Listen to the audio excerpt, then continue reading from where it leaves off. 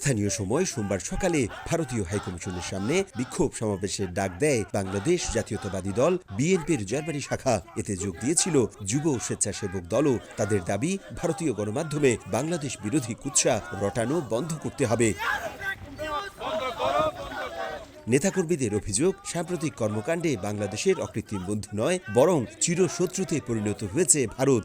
ভারতের যে বাংলাদেশে আগ্রাসন, তার প্রতিবাদে আমরা ভারতের হাইকমিশনে জার্মানি বিএনপির পক্ষ থেকে আমরা এখানে ঐক্যবদ্ধভাবে এসেছি। বাংলাদেশের বিরুদ্ধে ভারতের যে media fake propaganda, fake news চালাচ্ছে, তারই প্রতিবাদে বার্লিন বিএনপির পক্ষ থেকে আমরা বাংলাদেশে বার্লিনে অবস্থিত ভারতীয় দূতাবাসের সামনে একত্রিত হয়েছি।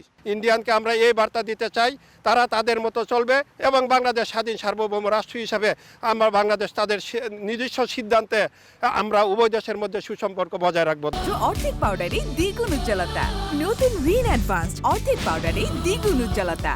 দেশের পতাকা ও ভারত বিরোধী পোস্টার ও ব্যানার নিয়ে সমাবেশস্থলে স্লোগান দিতে থাকেন সংগঠনের কর্মীরা। দাবি জানান, বাংলাদেশকে আন্তর্জাতিক নদীর পানির ন্যায্য হিস্সা প্রদান করতে হবে, বন্ধ করতে হবে সীমান্তে বাংলাদেশি নাগরিক হত্যা। বাংলাদেশ নিয়ে সব ধরনের ষড়যন্ত্র থেকেও ভারতকে সরে আসার দাবি জানানো হয় এই কর্মসূচি থেকে।